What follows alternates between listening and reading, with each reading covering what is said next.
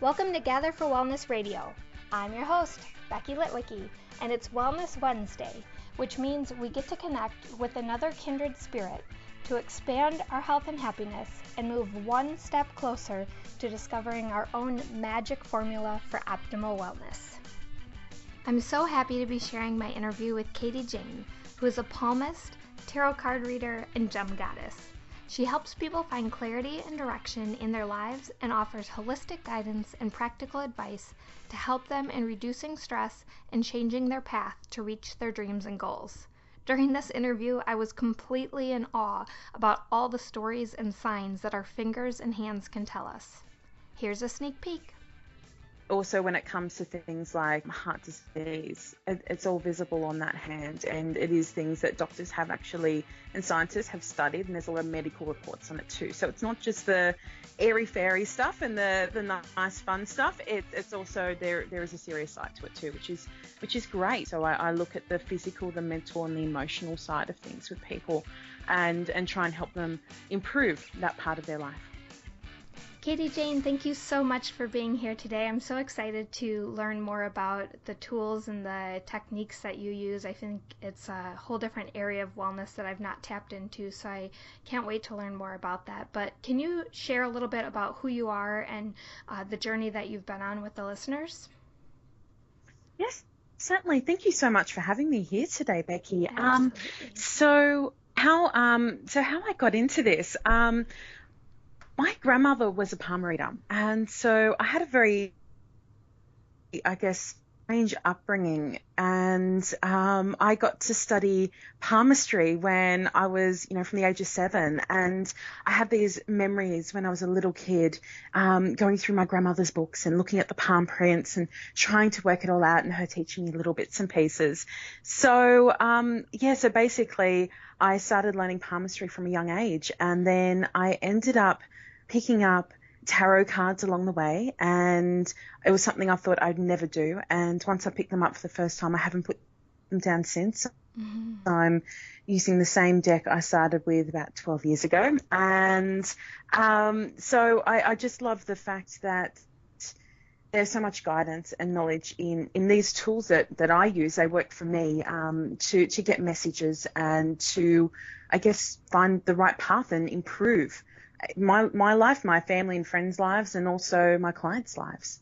So I also work with crystals as well, purely because they're just great. I love them. I have when I talk about palmistry, I've got conic fingers, so they're chunkier down the bottoms, and I love pretty shiny things. And so I have this little bit of obsession with crystals because they're also pretty and shiny, but they have this vibrational energy, which is amazing, and it can just help to rebalance you if something's out. So whenever I see a client face to face, they walk away with crystals, and they're all picked to suit their needs at that point in time. Very cool. How does one go about, like you said, your grandma started being a palm reader. Where did she pick that up? Like, what inspired her to do that?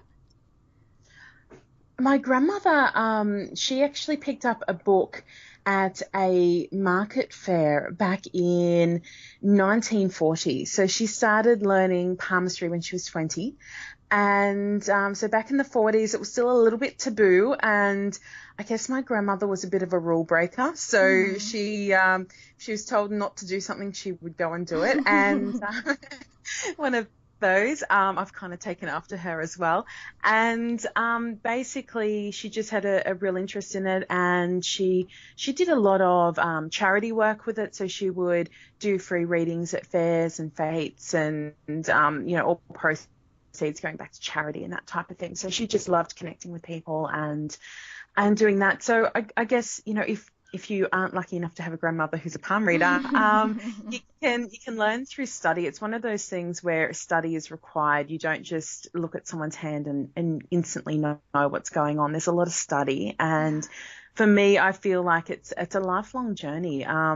There's still things I'm picking up and learning, and you'll pick up a different book and there's a slightly different approach, or there's on let's just say 90% of the stuff that's on people's hands is quite textbook and normal, and every now and then I see something I've never seen before, and it kind of gets me stumped and a little bit curious, so I'll end up flicking through my books to see what it is, because it's just a little bit different, or it's there's an extra line or two that really shouldn't be there, and I really want to know why. So I find that there's a science behind it, which I love, and there are doctors in the US who can identify leukemia in patients with 90% accuracy just by looking at hands.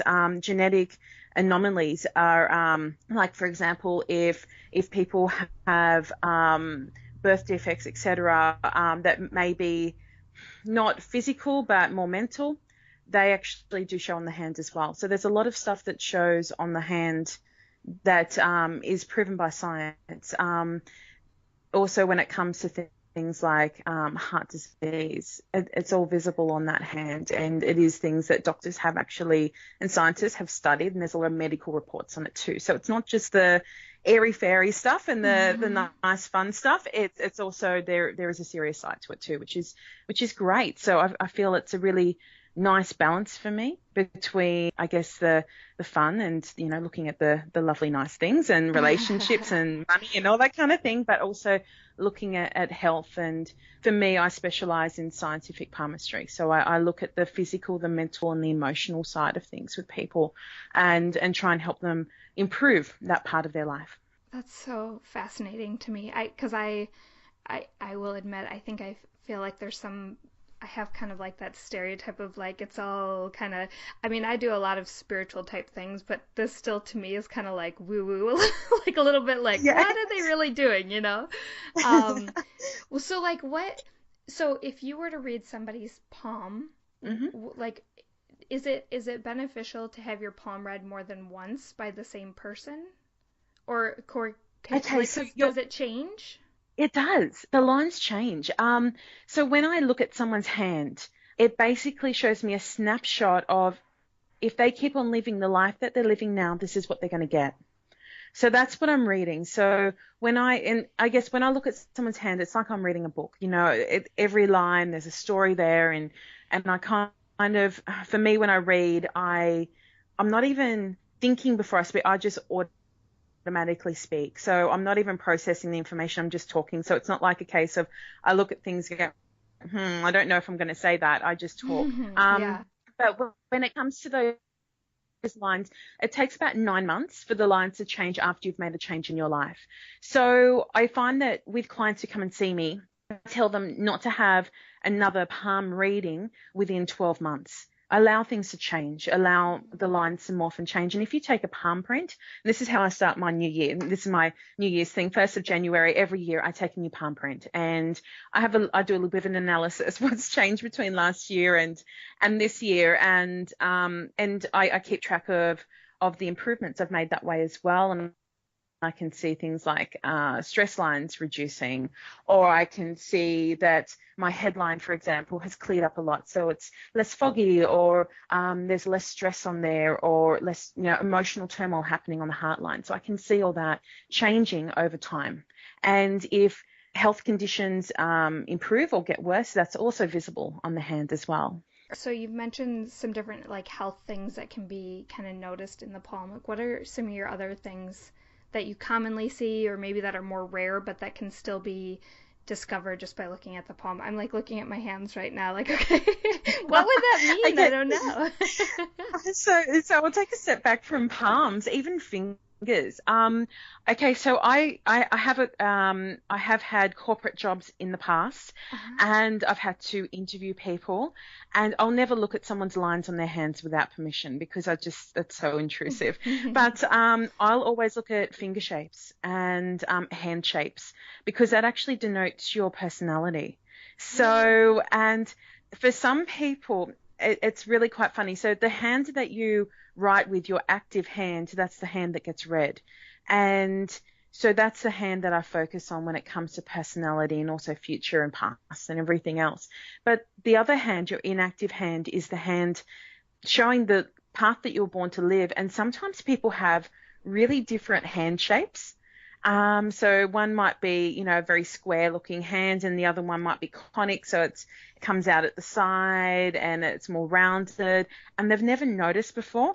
And so sometimes when I'm talking to clients, I'm like, oh my God, look how different your hand shapes are. And they're sitting there in awe, and I have to kind of pull them back and come on, focus, get back with it. You can look at your hands when you go home, but you can see it's just like, you know, they're like, I'm 40 years old and I've never noticed I have two totally different shaped hands. So, yeah, so basically, personality can be depicted. Love is found on there. It's on the side of your hand. So I love looking at relationships. That's predominantly one of the main features people come in and ask me about. When it comes to what else is on there? For me, my main focus is the health stuff, but I look at money as well. So I look at the fate line to see if there is this drive to ensure that people are going to have enough money to get them through all the way.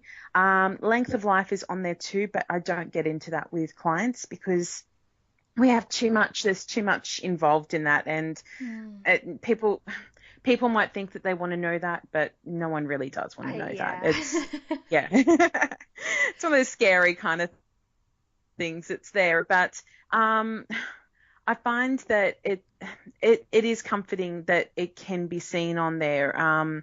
So a little bit of a personal thing for me. My dad was quite sick last year. He was diagnosed with cancer, and it was on his hand. Everything was there. It was quite visible that it was on there, and took some palm prints and all the rest.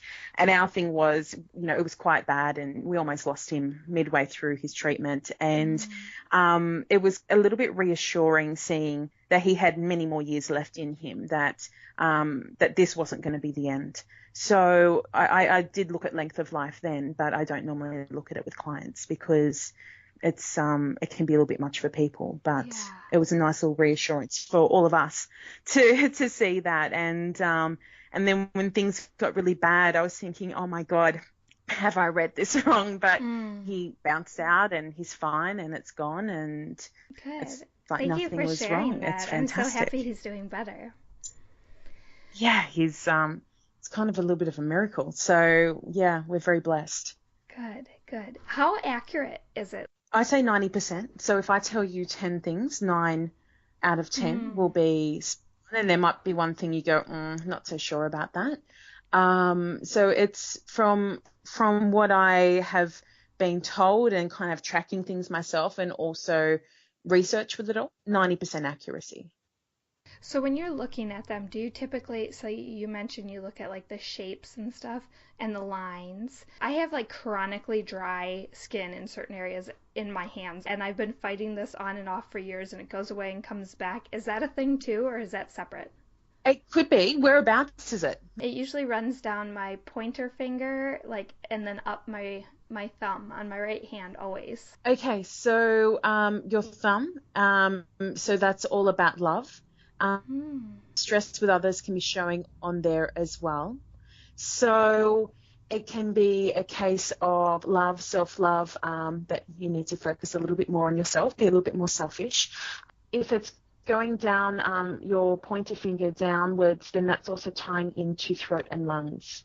So some other areas maybe that you need to keep an eye on. They might be just slight areas of weakness. I'd have to have a look at the little lines underneath there to confirm that, but that's what those parts of your hand are generally about. Interesting. Oh, this is so cool. All right, so what about, let's talk a little bit about the tarot cards, because that's kind of like a whole different approach and technique that you use, right? Yes. So, look, I use the cards because people love cards. And a few years ago, I'm talking like 12, 15 years ago now, I went and had some lessons with a palmist here in Sydney who was incredible palmist, and I just wanted to polish up on a lot of the stuff that Granny had taught me and get it to flow a little bit better. So this lady, her name's Susan Hughes, she helped me significantly, and then she said to me, "You've got to do cards. You know, you have to do cards." And I'm like, "No, I don't want to do it." And she's like, "Look, just buy a deck of cards and then sit down with me, and if you don't like them, then, you know, don't worry about it." Mm-hmm. And so I bought my cards and I went and had a lesson with her, and I fell in love with them. I love tarot cards because they show the ups and downs of life, which is how life really is. When you look at oracle cards, they're always really light and airy-fairy and everything's wonderful and beautiful, and you know, it would be ideal if life was like that, but it's not. So with the tarot cards, it shows more of a realistic approach as to how life really is. And the whole deck is about man's journey through life. And although some of the cards, they look so scary, some of them, the imagery on them is, you know, for someone who hasn't worked with them before, doesn't really know, like the death card looks really scary, but it has nothing to do with death. No one's going to die when the death card pops up, or, you know, the devil card looks a little bit scary too, but the meanings behind them, they're kind of, I guess the devil card's there, it's a little bit of a kick up the bum to get you to make some changes to, you feel like you're powerless, but you have more control and more power than you realize. And the death card is all about end of a bad situation and fresh new beginnings. So they are really quite good cards, but they just look a little bit scary and people find that a little bit overwhelming. So the tarot cards help me get, I guess, more clarity and more detail when it comes to specific questions that people have. So if people are asking about business, I have quite a few clients that come and ask about business decisions. I dig a lot deeper with the cards with that. I find that the palms is more about, for me, it's more about them as an individual, and I can dig deeper into things like relationships and work and money and even health questions, etc., with the cards as well. So I get a lot more information when I use those. So how does it work? Do you do you just pull cards and it's based, like, what? How do you know that the cards that you're pulling are the right cards and it's not just like the card that you grabbed? So I give the cards to shuffle, and then I give them to the client to shuffle, and I get them to split the deck into three. For me, I always take the middle pile. That's just how I work. So I take that pile in the middle and I work with that. And I know that they're accurate because of feedback I get. Some clients like to actually give me feedback after a question, which is great. Then I know I'm on the right track with everything I'm saying. But the cards, the imagery, the messages, the meanings, there'll be certain things that will jump out to me that may not necessarily jump out in another question. So certain images will skew that meaning of the card and change how I actually approach it with that person. So yeah, the messages are there, they're clear. They're usually quite aligned with the questions. Every now and then I have a moment when someone will be asking about finances and no money cards come up, and it's a case of, okay, I just have to run with this. There's something else that needs to be spoken about, something else more important than just the money question that they have. And then I reapproach that money question, and then the cards are actually answering their question.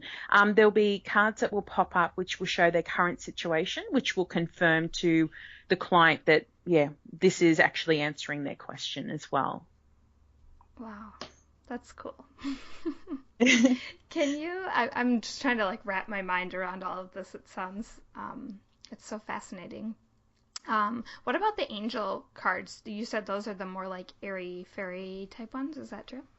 Yeah. Look, for me, I guess that's how I look at them. They are a little bit airy-fairy for me. I do use them. I do like them. Typically, when I do a tarot spread, I will grab one of my decks of angel cards or fairy cards, and I'll do a quick spread. Usually I shuffle and certain cards will jump out. and they are the cards I'll read. I usually try and get about 3 cards just to give a little bit more information, or there might be just a slightly different message that needs to come through. I find that it complements the reading well. Plus, if it's quite a serious question that people are asking, it just lightens the mood a little bit too. Yeah. In one of my previous interviews, we were chatting about like universal signs and talking about which path do you follow, which road do you head down. Do you feel that in getting the cards, do you ever feel like you would make like the wrong card decision, or that do maybe the people that you're giving the cards to sometimes like make decisions based on that? Do you know what I mean? Like if you get a sign that you feel like you should be doing something and you follow it, or sometimes we have 2 signs at the same time. Like there's kind of am I making sense? You are making sense. So look, I guess the way I would answer that is no matter what path you go down, you're going to end up where you're meant to be at the end. You've got an easy path and you've got a more difficult path. And look, there's lessons to be learned going either path. The way that I look at it is I just go with my gut. I go with my intuition. I don't question it. I don't overthink it. Because when we stop and overthink things, that's when we end up, stressed, and we end up with all this turmoil and we don't sleep as well. So I go with my gut. And there are times when I'm doing a reading where something will pop in my head and I'm thinking, why on earth is this here? And I know my grandma is always floating around when I'm doing readings. So she's sometimes poking me and giving me little messages as well. And there'll be certain things that will just come up and I think, I have no idea why that's in my head, but I will say it and it makes complete and utter sense to my client. So so I guess if we stop and overthink and overanalyze, it's not going to work. And I guess the way I approach things with my client is basically if like when they come in with a question and something that's been bugging them for a while, and I say, if I ask you that question and I need you to give me a yes or no to it without even thinking, what is your response? And they'll give me that answer, which ties in exactly with what the spread says. And that's what they should be going with. Unfortunately, human condition, it makes us overanalyze things. And we all have intuition. We all have the ability to read. We all have the ability to talk to those who have passed. We all have the ability to do so much, but we don't allow ourselves to do that. We all have the ability to make the right decision and listen to our intuition, but logic sometimes takes over and makes us overthink it and think, well, why did I think that? Why should I go down that path? And that's when we end up making bad decisions. But we end up where we're meant to be at the end. So for me, I guess it's a case of trying to help my clients get on that right path quicker and easier and with less stress. That's so cool. So with the palm reading, like someone could just come to you, have their palm read. With the tarot cards, I feel like I understand it like the person would come to you with specific questions, or can you just like do a tarot card reading without having like a certain point of interest to talk about?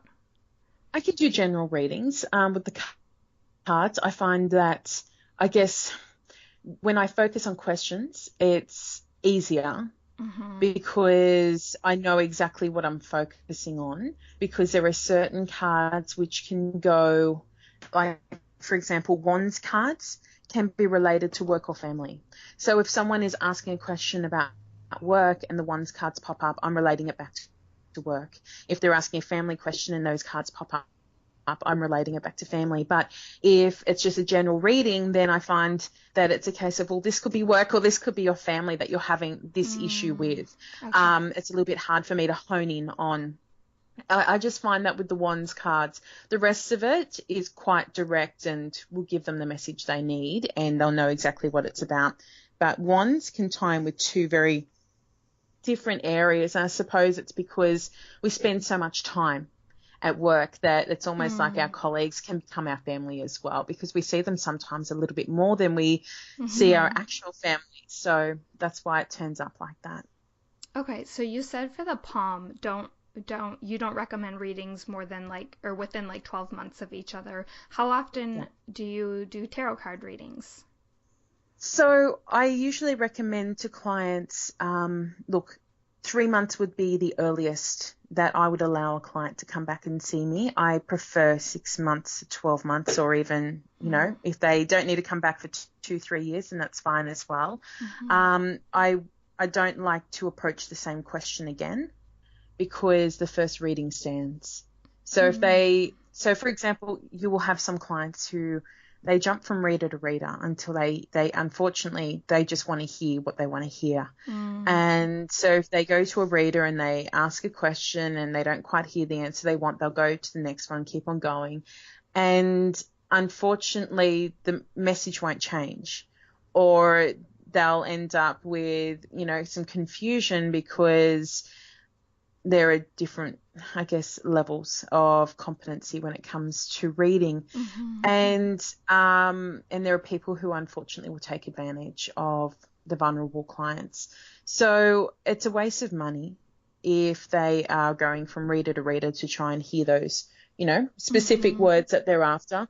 And same with if they come back to me and they want to come back. I had a client who she was every 6 months, and then she was wanting to come back sooner than that, and she was coming every 3 months, and then I found she was calling and wanting to book in even sooner than that, and I ended up just saying, look, I'm not reading for you anymore. I think you need to go and get some counselling rather than coming to see me, because of the issues that she was dealing with. And there was a lot of deception and everything involved in her situation, and it was becoming quite unhealthy. So so I recommend, 6 to 12 months. That's a healthy kind of cycle for allowing things to happen. We have to allow, outcomes to occur, and we have to allow situations to unfold, and we can't push things or force things. It has to happen organically.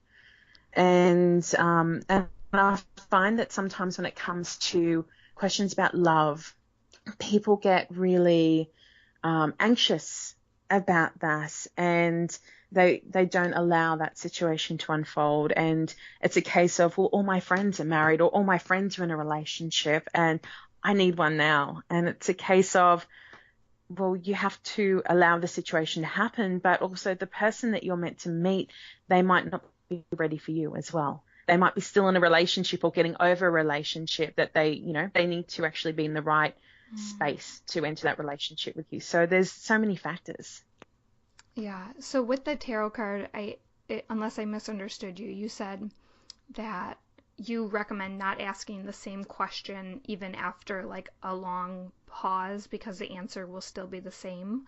So does that, I don't know, if it were a question about love and your love life drastically changed from one reading to the next, then the question would still be true, or it changes too, just like the palm changes? It changes as well. So for example, if a client comes and asks me about love, and then they want to come back 3 months later and they're asking the same questions, it's not going to make any difference. So I would be trying to leave 6 to 12 months between those questions, just to allow things to unfold. And then, reapproach it, because things do change and things do happen, and it might be a case of you missed out on an opportunity, or, something happened, or you met someone and kind of dismissed them because they weren't, I guess, they didn't seem to tick all the boxes that you were looking for at the time, but there might have actually been an opportunity there that you missed out on. So that's when, we can reapproach things and go into it. But sometimes it's a case of, clients, they will go on a date and then want to know if they're going to marry that person. And I think, oh my goodness, just allow things to unfold, have some fun, stop looking so deeply into it, have some fun with the relationship, actually enjoy it. Yeah. Rather than thinking, how long till I get that ring on my finger? Enjoy the relationship. Good advice. Good. We all gotta work on our patience. I feel like that's something that we're constantly reminded of. Oh, yeah, patience is a huge lesson to learn. Yeah, right? I feel like, oh man, that's a constant one for me that I have to keep reminding myself just to let it unfold the way it should. Definitely, definitely.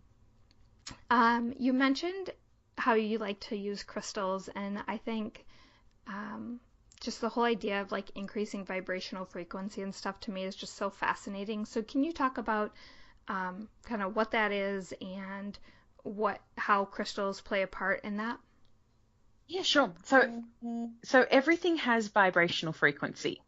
So our bodies, emotions, crystals, everything in the world has a vibrational frequency. And within a crystal structure, it's basically the frequency is repeating throughout the crystal. And this is because it's a perfect geometric pattern and it becomes this really stable energetic frequency. So our bodies, on the other hand, they're not stable. So we can be thrown out by things like stress or sickness. Our energy changes. So whatever is higher in frequency and more stable in frequency will kind of take over. So there can be things like, all right, let me give you a situation. If you've got a really loud, obnoxious person that walks into a quiet, peaceful room, that loud person will generally lower their voice a little bit because of the frequency of the room, because they'll notice, hang on a minute, I'm really too loud. And it's the same when it comes to our bodies and also when we look at crystals, for example. So basically, the whatever has a higher frequency will pull the other frequency up to meet it. So stress and illness have very low energetic frequencies, and crystals can help to bring up our energy, raising our energetic frequency to match that of the crystal. So if I give you an example of if you've got a cold, okay, your body can get over that. You can wait it out, but there are things that would help improve that quicker. So, for example, the stone fluorite, the crystal fluorite, will actually help you get over a cold quicker. If you have a sore throat, aquamarine is always my stone of choice for a sore throat. And I'm actually one of those, I guess I'm going to use the word, I'm one of those crazy people that puts crystals in water. And I've been known to, when I have a sore throat, I'll throw some aquamarine in my water and I'll be sipping on water which has aquamarine sitting in it. And basically my sore throat goes quite quickly and it's great. So there's certain things that help. Headaches, migraines, amethyst.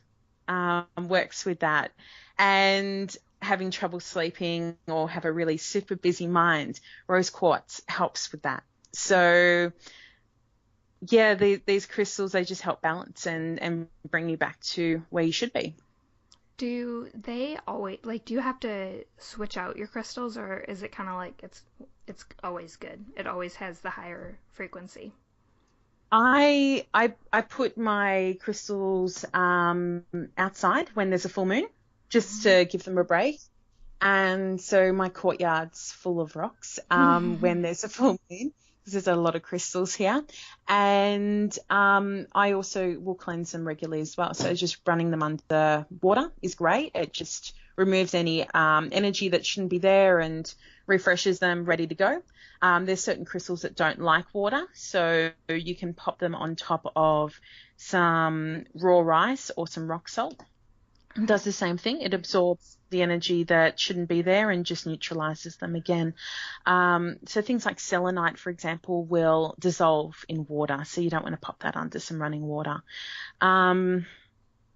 Yeah, so basically, if I'm overusing something, I've got usually backup crystals of the same ones. Here I've got multiple, most of my crystals.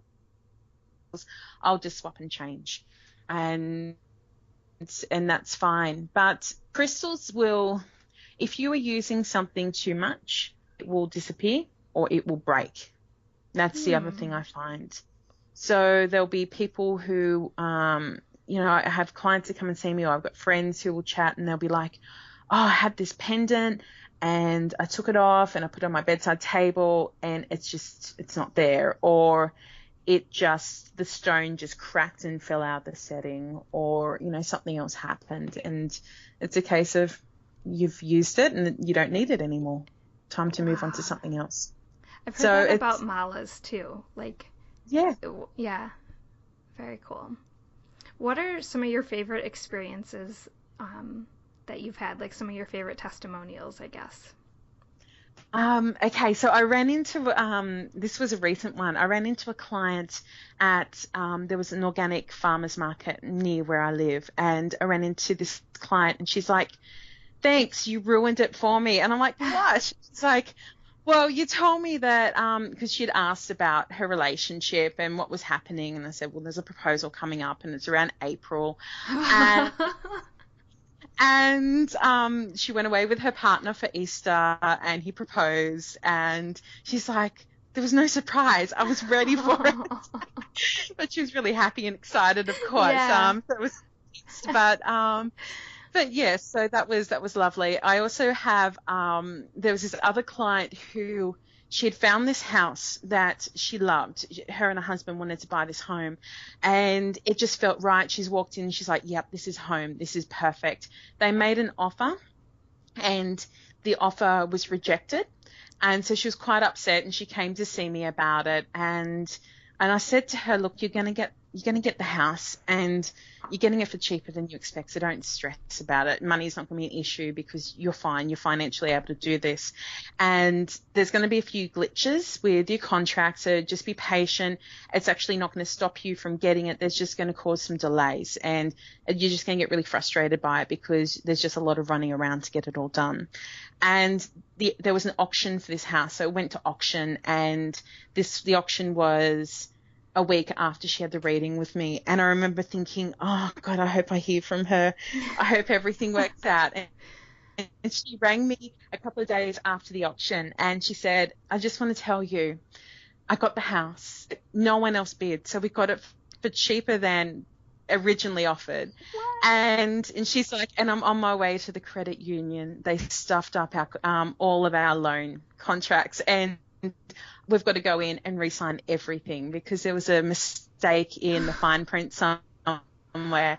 And she's like, so we're now on the way back to the bank to actually re-sign everything because there was a problem. So that was a really lovely That's awesome. little success story. And I was so excited that, yeah, she got the home that she wanted. So yeah, so the universe delivers in strange ways, and she wasn't meant to get it straight away because she's meant to get it for cheaper. So that was great. Yeah. Wow, that's really cool. How about, like, have you ever worked with somebody and saw that maybe they had signs of cancer or heart trouble or something like that and had their health turn around because of that reading?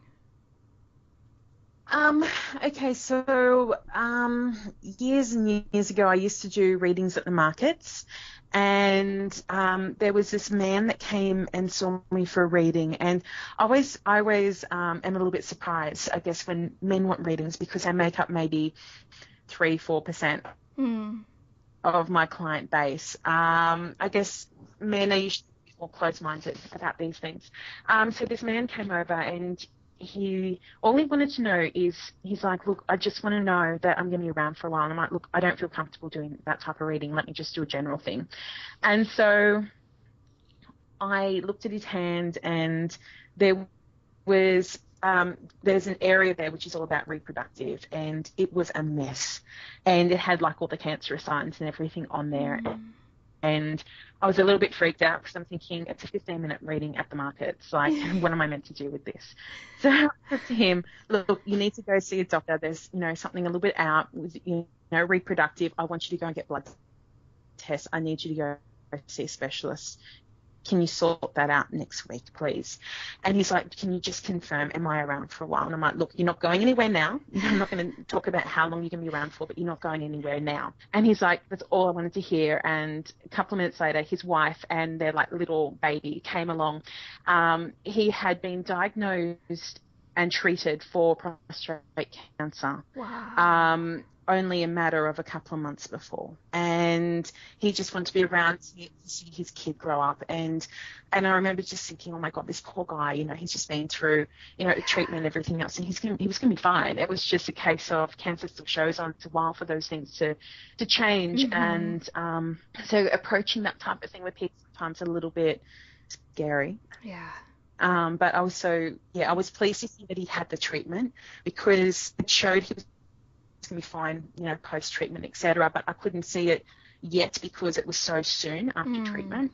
But so this poor guy, mid-30s, and I think, oh my God, you've got just so much life ahead of you and so much to live for as well. So things like that.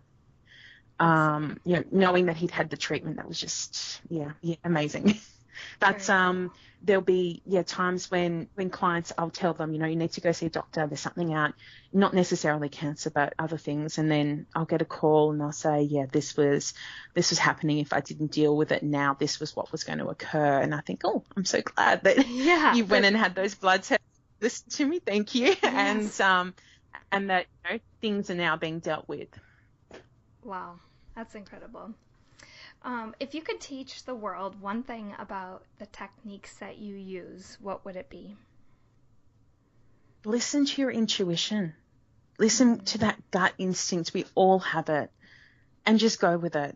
Stop second guessing yourself. Stop overthinking things. Just listen to your intuition. Good. Because we've all got the ability to do it. And I guess we all just...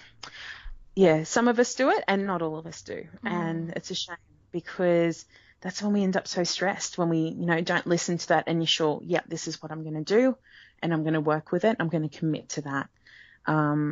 Unfortunately, people start doing then the positives and negatives, the, pros and cons list. Do this. And it's like, oh my God, you're overthinking it. Stop. I'm guilty. Oh, look, we've all done it. I've done it myself. And then I think, really? What am I doing? Come on. That's funny. Okay, good. Follow your intuition. All right. What about, other than time or money, what do you want more of? Oh, God, crystals. Yes, I can understand that. I've already got, I've got thousands here and I want more. Crystals and maybe space for more crystals. No. Space would be one of the things, just so that there's more room to expand and more room to do things and etc. So space would be one thing. At the moment, I live in a villa with my partner, and we have 3 businesses that we run from here. So we're it's getting very tight, and we're ready for something bigger and better, and that will turn up when it's meant to. And I'm so excited for when that happens. And crystals is the other thing. Mm-hmm. I love it that you have you've got the patience. You're just patiently waiting, and I like that. I respect that. I've learned that when you force things and push things, it doesn't work out. So sometimes you just have to let things organically unfold, and that's when you're going to get the best results. Awesome. All right, if you only had 5 minutes to create better wellness for yourself, what would you do? Meditate. I thought for sure you were going to say, surround yourself in crystals. Well, that and meditate. While meditating. Meditation, definitely. It's amazing how much of an impact meditation can have, and even just meditating for 5 minutes a day. It makes such a profound impact, and not just on mental health, but physical health as well. So whether it's a case of doing a guided meditation or just literally sitting there and just following your breath. Meditation would be my thing. Beautiful. Your thing, and about half of the other guests have recommended that too. I say it's like the number 1 5-minute fix. That's fantastic. And I had this corporate job that I loved the job. I hated the management that I worked for. And it used to just get so overwhelming, because I knew that although I loved what I did and I loved my colleagues, it was just other people that were stressing me out, and I wanted to leave and it wasn't quite time, and etc. I would meditate in my lunch breaks. So I would find a quiet place, whether it was a case of going into one of the offices and shutting the door and putting a sign on the door, don't bother me. And I'd meditate during my lunch break. And it was, I would find that when I would get back into the swing of things after lunch, I was far more approachable and I was less stressed, and I could actually tolerate the people who were driving me mad. But it became so toxic there that it just wasn't worth staying anymore. Mm-hmm. Cool. What is your favorite health habit? Oh, I have a couple. Mm-hmm. So drinking lots of water is the first thing, because I find that people forget to do that. Yeah. And we need to drink more water. So water, so big jug of water on the table and just constantly drinking it. Green smoothies is another one. And that was actually one of the things that kind of kept my father going when he was sick before he was diagnosed. So I actually I got him onto green protein smoothies like before he was sick, and it probably kept him, he was working right up until he had treatment. And he was still going, and I don't know how he was still operating for, he was sick he had signs of illness for 9 months. He had throat cancer, signs of illness for 9 months. He was diagnosed because of bad doctors. But basically, the smoothies kept him going. And now that he's fine and he's finished radiation and chemo and his throat's feeling a lot better, he's back into those smoothies. I'm so excited to see that. And it was one of the things that really, the protein and everything in it really, helped build him back up to have strength. And he's back at work again now, which is amazing. And I guess the other health habit, which is probably a little bit left field, but I guess that's what I do, is the left field stuff. It's trying to do something every day for your inner child, because it's going to really help with that. I guess it helps with the full body. So do something for your mind, so meditation perhaps. Do something for your physical body, so whether it's water or smoothies or something else, but you have to do something for the spiritual side. And we have to stop being such serious adults all the time and have a little bit more fun and embrace that childlike instincts that we still have there. And if you see swings in a park, go and race over and jump on the swings, or go down the slippery dip or something. Do something that's fun and that your inner child will just adore, because you'll find that you'll be glowing and feeling amazing for days afterwards. Yeah. Oh, I love that. That's probably also the most powerful green smoothie testimonial I've ever heard. Although there's some good ones. That's a great one.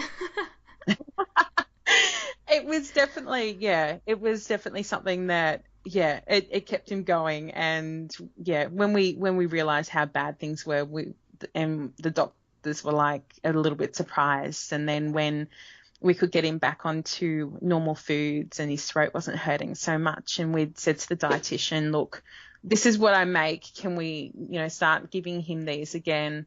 She was like, yes, do it. Get him back onto those. So we're really excited to get him back onto the smoothies and seeing him enjoying them as well, which was great. So, yeah. Awesome.